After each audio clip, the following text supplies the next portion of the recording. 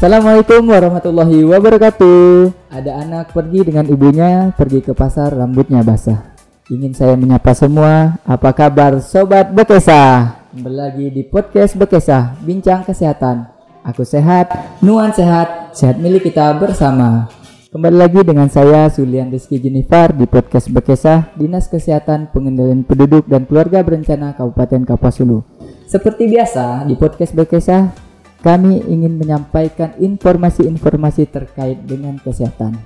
Nah, pada kesempatan kali ini kita akan membicarakan terkait dengan darah. Wow, kalau udah terkait dengan darah sepertinya menakutkan ya Sobat Bekesah. Tapi tenang, pembicaraan kita terkait dengan darah kali ini tidak semenakutkan atau tidak semengerikan seperti yang Sobat Bekesah bayangkan. Yang pastinya tidak semenakutkan melihat pacar Sobat Bekesah berjalan dengan mantannya. Wow, seram kan? Oke, pada kesempatan kali ini kita akan membicarakan terkait dengan donor darah. Nah, pada kesempatan kali ini juga saya tidak sendiri, saya ditemani oleh narasumber yang sangat luar biasa. Beliau sangat energik sekali. Kita kedatangan tamu dari PMI Palang Merah Indonesia. Mungkin lebih afdol nih ya Sobat Bekesah nih. Kalau kata pepatah bilang kan, tak kenal maka tak sayang maka tak cinta. Kalau tak cinta maka tak bisa kita berbicara. Mungkin kurang lebih seperti itu ya. Mungkin langsung saja kita ke narasumber untuk memperkenalkan diri kepada Sobat Bekesah. Baik, terima kasih. Assalamualaikum warahmatullahi wabarakatuh. Adil Gatalino Bacuramin Kasaruga Basengat Kajubata. Perkenalkan, saya Peter Mario El Pradifta. Saya hadir di podcast Bekesah hari ini mewakili Palang Merah Indonesia Kabupaten Kapuas Hulu. Di PMI Kapuas Hulu sendiri saya sebagai sekretaris. Ya. Jadi panggilnya Bang Eki ya. Iya. Atau Saya Bang Eki. Bang Eki ya. Abang ganteng juga boleh. Ya. Jadi kalau kita nih biasa panggil Abang Peter Mario nih, biasa panggilannya apa nih Bang? Bang Peter ya. Oke, Bang Peter. Baik, jadi Sobat Bekesah kalau ketemu di luar nih, ketemu orang yang ganteng ini jangan lupa panggil Bang Peter. Nah, baik. Bang Peter sudah berapa lama di PMI Bang? Kebetulan saya di periode 2022 sampai 2027 baru. Belum setahun di PMI. Jadi kami masuk di kepengurusan yang periode 2022 sampai 2027 nanti. Oke. Kalau posko PMI itu di mana ya Bang untuk di Kabupaten Kapuas Hulu? Nah, kalau sementara sebenarnya kita untuk posko mungkin nanti saya akan jelaskan sedikit tentang bedanya PMI dengan organisasi-organisasi lain. Tapi untuk sementara untuk alamat kesekretariatan kita masih meminjam alamat PMI yang lama. Di alamat Dinkes di Jalan Diponegoro nomor 27. Tapi pada pelaksanaannya sebenarnya poskonya lebih banyak di UTDRS Rumah Sakit Ahmad Diponegoro, karena sebenarnya kita punya gedung sendiri di sana. Cuman sedang digunakan oleh teman-teman rumah sakit karena ada pembangunan gedung, jadi gedung itu lagi digunakan untuk komite. Intinya kalau secara yuridis alamatnya masih di Jalan Diponegoro nomor 27. Jadi di Dinkes. Mungkin nanti kedepannya kalau sudah pindah ke sana maka akan berbeda lagi alamatnya. Ya, karena sementara hanya kita gunakan untuk korespondensi dulu. Oke, baik. Nah, teman-teman, jadi mungkin kita pengen tahu nih lebih banyak terkait dengan donor darah. Mumpung kita kebetulan nih datang tamu dari PMI, jadi mungkin banyak nih Bang, teman-teman di luar sana yang bertanya, apa sih manfaat dari donor darah itu? Mungkin bisa Bang Peter jelasin kepada Sobat Bekesah. Iya, jadi kalau sebenarnya untuk donor itu manfaatnya cukup banyak baik bagi kesehatan maupun bagi secara kemanusiaan ya. Kalau untuk di kesehatan sendiri Bang Iki ada beberapa. Yang pertama itu mendeteksi penyakit, karena pada saat orang akan donor kan dia pasti diperiksa. Kemudian meningkatkan produksi sel darah. Nah, ini yang kadang-kadang orang tidak tahu atau dia takut misalnya donor nanti sel darahnya berkurang. Iya, memang pada saat dia diambil darah sel darah merahnya pasti berkurang. Tetapi nanti sum-sum tulang belakang dengan sendirinya akan meremajakan sel darahnya sehingga sirkulasi darahnya akan kembali bagus, bahkan lebih baik dibanding sebelum donor. Oh, iya. Nah, kemudian ada penelitian juga mengatakan bahwa donor darah ini bisa memperpanjang umur. Iya. Jadi orang yang menurut penelitian, salah satu penelitian di jurnal di Amerika Serikat mengatakan kalau pada responden yang sering donor itu angka harapan hidupnya lebih tinggi. Oh, seperti Iya. itu. Jadi kalau pengen awet muda atau Ya. pengen panjang Ya, umurnya, karena itu hasil sering penelitian. lah ya Iya, donor darah. sering-sering donor darah. Kemudian menjaga kesehatan jantung.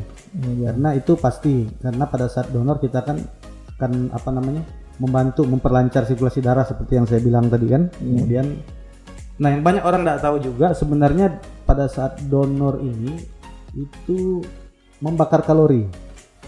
Jadi kalau menurut teorinya satu kali donor itu bisa membakar sekitar 600-an kalori. 620 atau 630 gitu. Jadi sebenarnya ada manfaat sampai ke sananya juga, Bang. Iya. Kemudian menurunkan risiko-risiko penyakit seperti kanker. Itu lagi-lagi penelitian juga yang bicara bahwa risiko orang yang sering donor dengan yang tidak pernah atau jarang donor itu berbeda. Orang yang sering donor itu risikonya terkena kanker akan lebih rendah. Kemudian menurunkan kolesterol. Nah, ini yang sering manfaatnya bisa langsung dirasakan. Pasti terasa sehabis donor. Orang-orang yang pendonor biasanya akan coba dicek kolesterolnya, pasti sudah jauh lebih turun. Iya.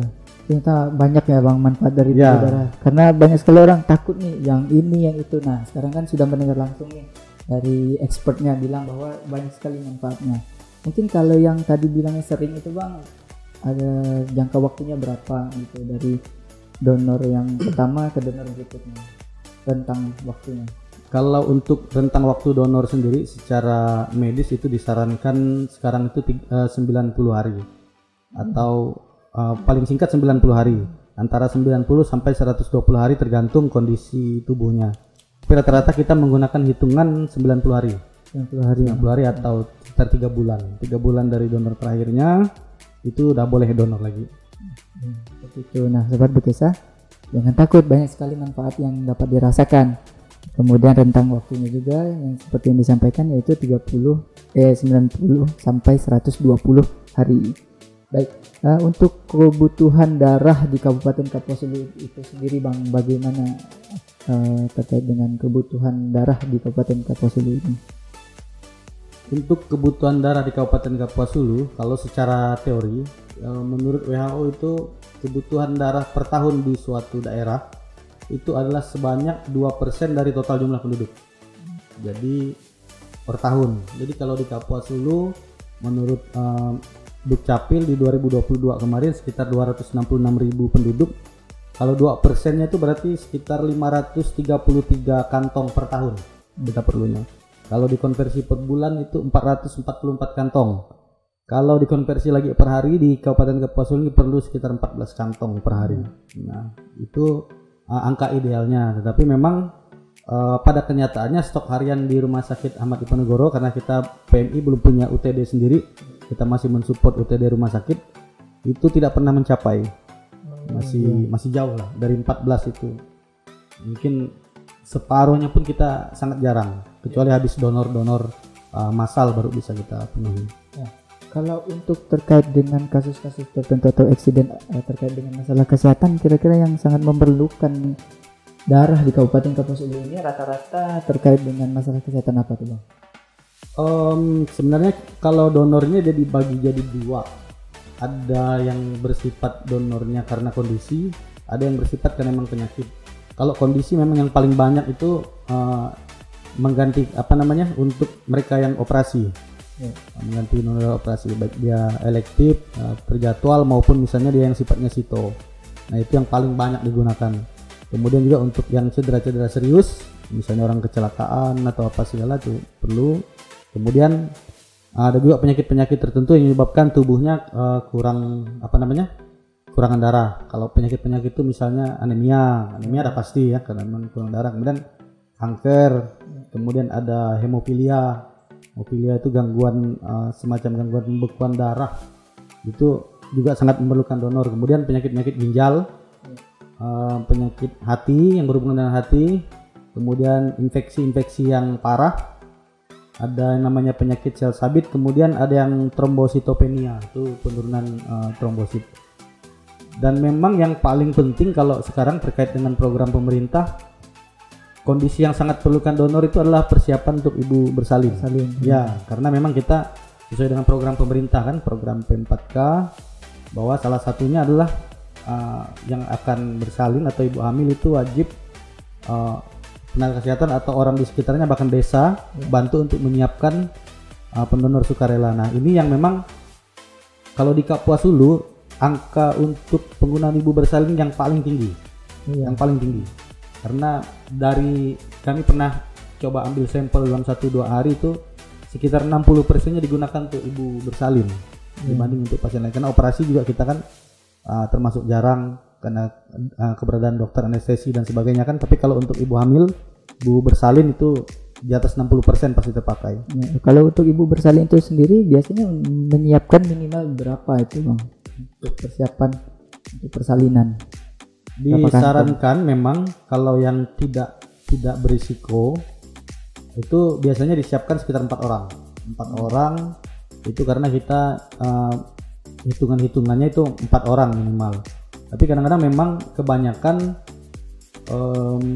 entah mungkin karena kesadaran masyarakatnya kurang atau pengetahuannya yang belum kita bisa penuhi, memang sebagian besar ibu hamil yang datang itu malah tidak punya pendonor. Tidak punya pendonor. Jadi misalnya dari kecamatan malah mereka carinya di sini. Nah, memang kalau ditanya idealnya berapa, itu paling tidak kalau dari kami biasa 4 orang. 4 orang itu udah harus dicarikan dulu orangnya walaupun belum diambil darahnya. Tapi jadi seperti ya, kalau misalnya seperti terutama ibu-ibu yang di kecamatan ya Bang ya, berarti harusnya mempersiapkan dari rumahnya, dari daerahnya, ya seperti itu ya. Supaya nanti dia enggak datang di Putus Ibau dan enggak bingung lagi, cari lagi. Tidak susah gitu ya. Nah, untuk terkait dengan hal-hal tersebut kita harus menyiapkan pendonor. Nah, untuk orang pendonor itu sendiri orangnya. Nah, sebelum mendonorkan diri itu apa saja sih yang harus diperhatikan gitu Bang sebelum berdonor? Nah, kalau bagi orang-orang yang akan berdonor memang ada beberapa hal di luar misalnya ketentuan tentang kondisi penyakit ya, yang harus disiapkan. Kalau misalnya orang itu sehat, yang paling penting itu tidur cukup. Jadi jangan bergadang, karena kalau kurang tidur asupan oksigen di dalam tubuhnya pasti akan berkurang. Pasti akan berkurang, dan kalau dia donor dengan dikeluarkannya sel darah sejumlah misalnya 350 cc itu pasti akan berpengaruh dan mungkin kondisi badannya jadi tidak akan stabil. Kemudian makan makanan sehat, banyak minum itu juga jadi salah satu syarat yang kita minta ke pendonor sebelum, kalau memang dia terjadwal ya atau memang ada donor massal. Kemudian harus jujur dengan petugas. Nah, ini yang penting. Jujur ya. Jujur. Apa yang harus dijujurkan itu? Nah, ada beberapa kondisi yang memang dia harus jujur, misalnya tentang penyakitnya. Nah, contoh misalnya ada beberapa kondisi yang kita memang tidak bisa donorkan. Misalnya untuk diabetes. Nah, diabetes dia sebenarnya bisa donor, tetapi waktu tunggunya lebih lama. Nah, itu biasa teman-teman di UTD lebih tahu. Kemudian kanker memang tidak kita bolehkan karena memang dia berisiko bagi dirinya sendiri kalau kanker. Kemudian penyakit menular itu hukumnya memang dia tidak boleh donor. Kemudian ada epilepsi. Nah, pengobat untuk epilepsi, orang pengidap epilepsi sebenarnya dia bisa donor, tetapi sudah dipastikan selama 3 tahun terakhir dia tidak kambuh. Nah, itu yang agak susah kita. Jadi begitu dia ada riwayat epilepsi, kadang-kadang kita cut aja, kasihan. Kemudian ada kelainan darah. Kelainan darah itu tidak kita anjurkan. Yang bahaya bukan dia, tetapi orang yang nanti akan menerima darahnya. Kemudian yang pecandu narkoba dan minuman keras. Kalau untuk minuman keras biasanya kalau kita pasti tanya, karena memang kebiasaan sebagian besar orang sadar atau tidak sadar. Nah, itu memang kita minta mereka jujur, bukan untuk menginterogasi tapi untuk meminimalkan risikonya, karena itu nanti akan berpengaruh terhadap orang yang menerima darahnya. Kemudian kalau yang sifatnya harus ditunda juga ada. Kalau tadi kan yang sifatnya wajib. Kemudian kalau ditunda misalnya sedang demam, itu tidak boleh dalam keadaan sedang demam. kemudian tidak boleh setelah cabut gigi, Ya, atau tensinya rendah gitu ya, Bang. ya, kemudian kalau dia habis operasi juga tidak boleh. Nah itu di luar tadi tanda-tanda vital, tanda-tanda vitalnya kan harus bagus dulu, tanda-tanda vital harus bagus. Kemudian banyak sebenarnya yang mungkin habis tindik, habis tato, itu sangat banyak.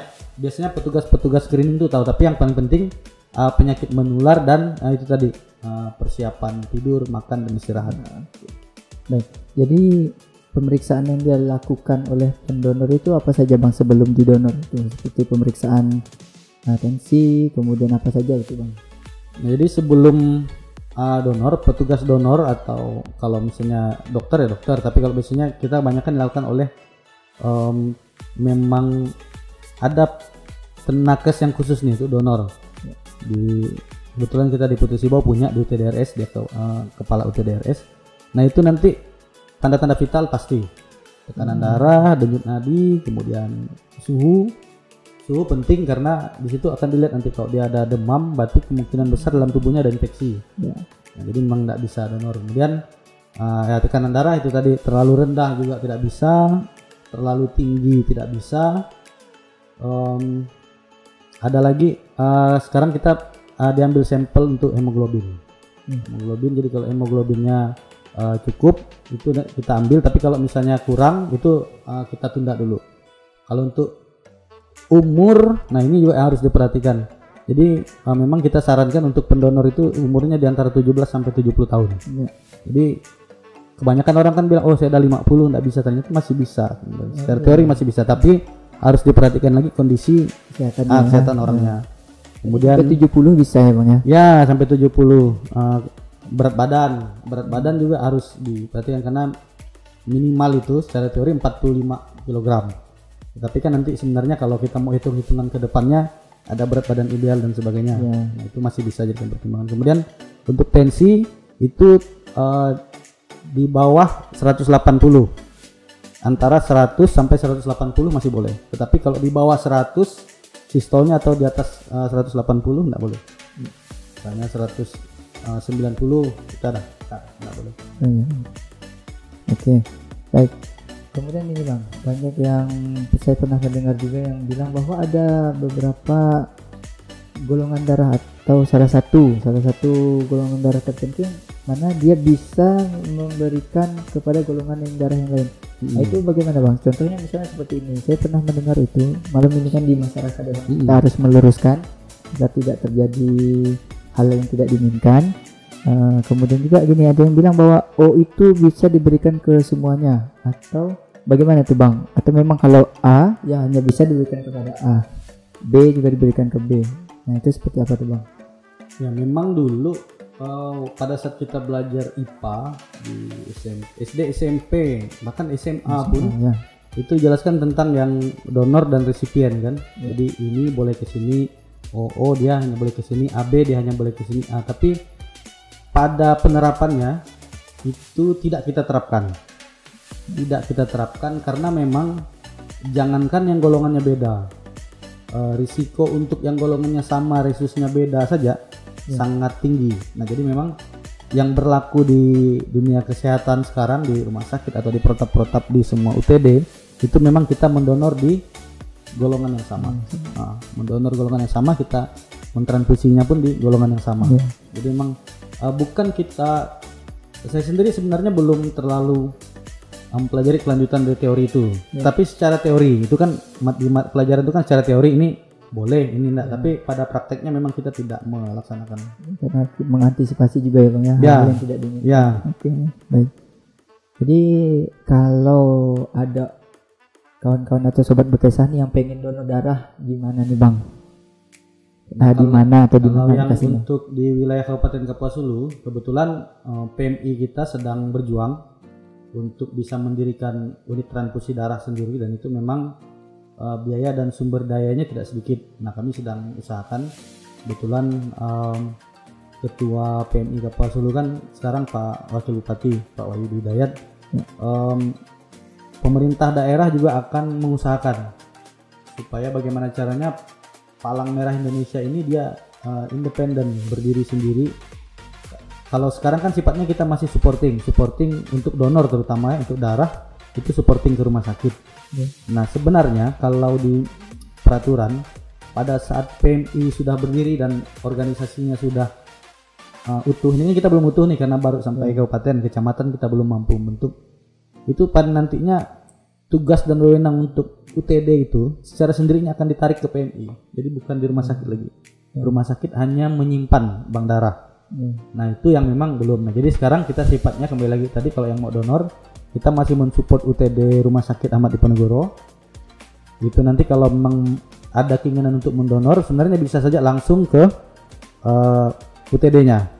Sampaikan saja niatnya saya mau donor, mereka pasti akan terima. Dengan catatan tadi diperiksa. Kemudian kalau untuk mendapatkan informasi juga mungkin kami punya laman Instagram. Nah nanti bisa diakses di @pmi Kapuasulu tanpa tanda apapun, sambung.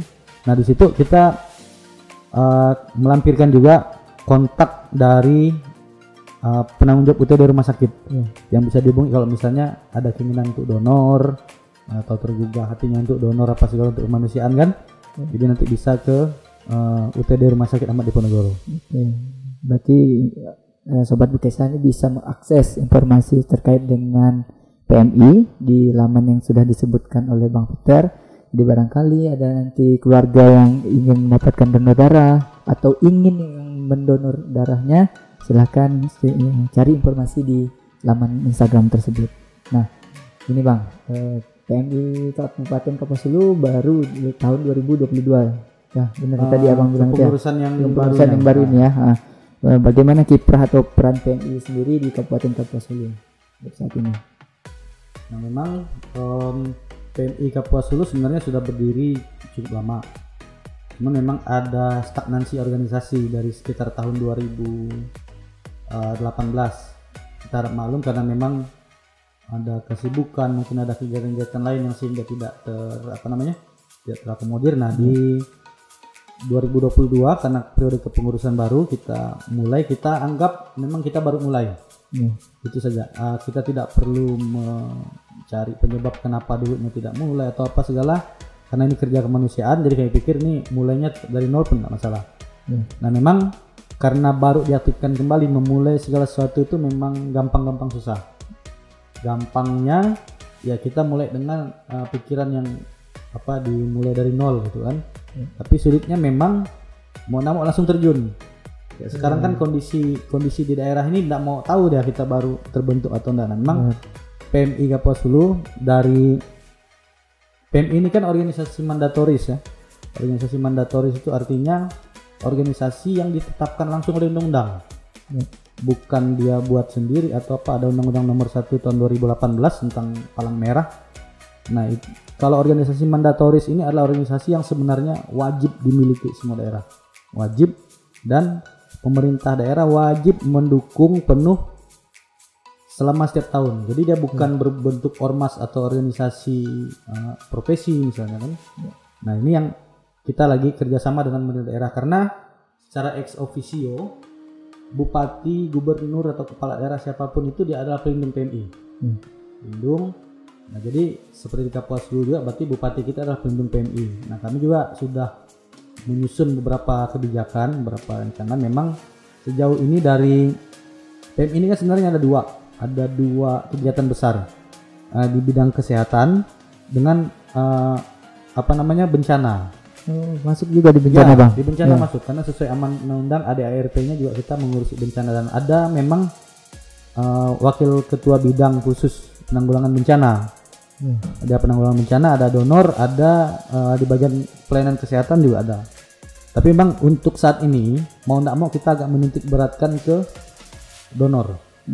Ke donor karena memang kalau untuk di bencana bukan kita tidak langsung terlibat, karena memang kondisi saat ini yang ada tuh cuman pengurus. Belum ada markas, belum ada relawan, belum yang terstruktur ya. Tapi kok relawan PMR banyak sebenarnya. Nah itu kondisi itu membuat kita mengambil kebijakan selama kita berjalan memperbaiki organisasi ini, kita fokusnya ke donor dulu. Tapi sebenarnya ada satu unit di bencana yang memang kita belum maksimal. Kalau di bencana sejauh ini kita baru sifatnya memberi bantuan, tapi tidak bisa turun penanganan bencana belum.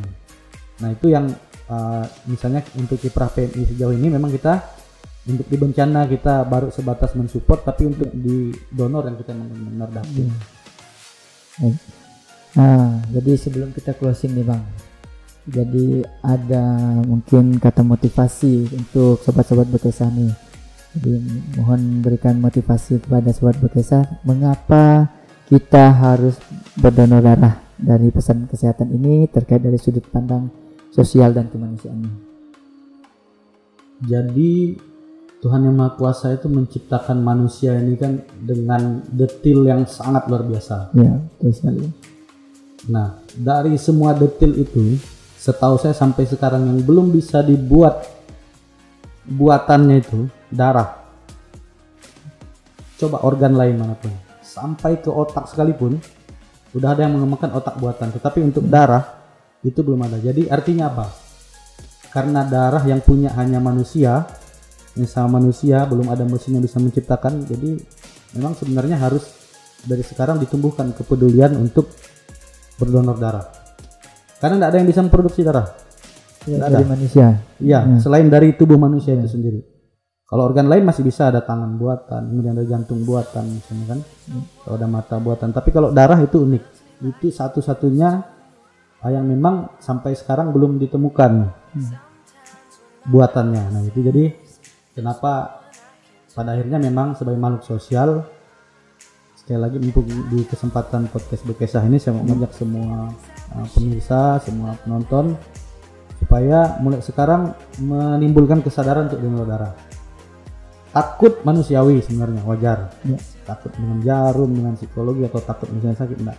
Tapi donor juga kan kita punya prosedurnya, enggak mungkin sembarangan, nanti akan kita cek. Dan percayalah, sekecil apapun bantuan yang dilakukan termasuk lewat donor darah ini, itu akan sangat berharga. Karena memang banyak orang-orang yang bisa diselamatkan, atau kitanya sendiri sebenarnya secara pribadi mungkin kita tidak bisa seperti orang lain mendonasi dalam bentuk uang apa segala, tetapi apa yang ada dalam diri kita. Nah itu yang sekarang sedang kami kembangkan dan terus kami motivasikan bahwa setetes darah Anda nyawa bagi sesama. Oke, nah itu pesan yang sangat mendalam dan sangat luar biasa dari Bang Peter kepada kita semua. Harapannya semoga yang ingin berdonor darah semakin termotivasi dan yang takut menjadi berani sekarang. Benar ya Bang ya? Ya benar. Karena itu tadi semuanya ada prosedurnya dan tidak sembarangan. Nah baiklah Bang Peter, kita sudah di penghujung acara kita pada hari ini. Banyak sekali informasi yang kami dapatkan dan semoga bermanfaat untuk kita semua. Nah berikan darahmu, berikan plasmamu, bantu kehidupan, bantu sesama. Sampai jumpa kembali di podcast Bekesah. Podcast Bekesah, bincang kesehatan. Aku sehat, Nuan sehat, sehat milik kita bersama. Assalamualaikum warahmatullahi wabarakatuh.